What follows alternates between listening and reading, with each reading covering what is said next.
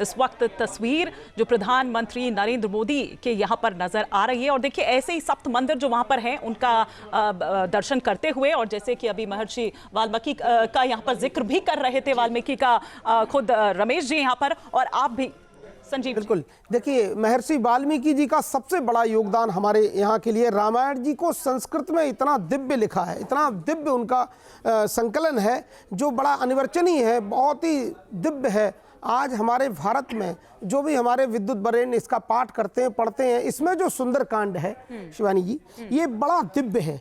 इसमें जो सुंदर कांड है वो सिद्ध है। रामायण जो गोस्वामी तुलसीदास जी कृत रामायण, उसमें भी जो सुंदर कांड है वो सिद्ध है। और जो कांड है उनको पढ़ करके, पाठ करके, बड़े बड़े योगों में उनको सिद्ध करना पड़ेगा। लेकिन दोनों में ही जो सुंदर कांड है, जो हनुमान जी से समायुक्त है, हनुमान जी की लीला कथाओं से, उनकी महिमाओं से ओतप्रोत है। मदीयम महिमानम च परब्रह्मेति शब्दतम, जिनकी भगवान भी जिनकी महिमा का गुणानुवाद गाते हैं, ऐसे हनुमान जी के दिव्य चरित्रों को उन्होंने इसमें जो उद्बोधन किया है, जो सन्निविष्ट किया है, ये बहुत ही दिव्य है, बहुत उत्तम। और ये देखिए ये कितना दिव्य, कितना भव्य, वो तैयारी जो है वो भी हम यहाँ पर देखिए दिखा रखे हैं। मंदिर प्रांगण की भी तस्वीर कितना खूबसूरत फूलों से सजा हुआ है।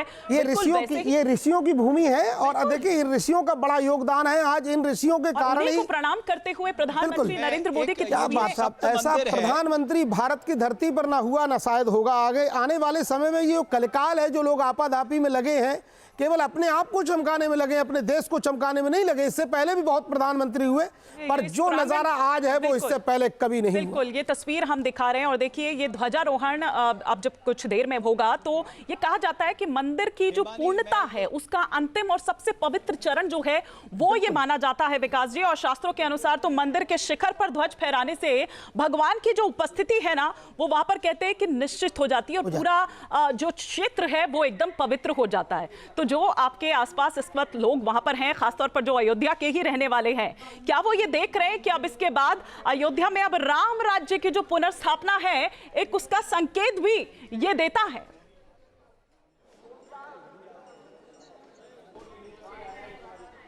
जी बिल्कुल सही कहा कि शास्त्रों में भी ऐसा वर्णित है कि जब ऊपर से नीचे कहीं मंदिर बनता है, भगवान की प्राण प्रतिष्ठा होती है, शिखर का निर्माण हो जाता है, और जब उस पर ध्वजारोहण हो जाता है तो देवता भी ऊपर से देखकर प्रसन्न होते हैं, और उनके लिए भी प्रतीक होता है कि हाँ नीचे रामलला विराजमान है या कोई और जो इष्ट हैं, देवता हैं, वो विराजमान है।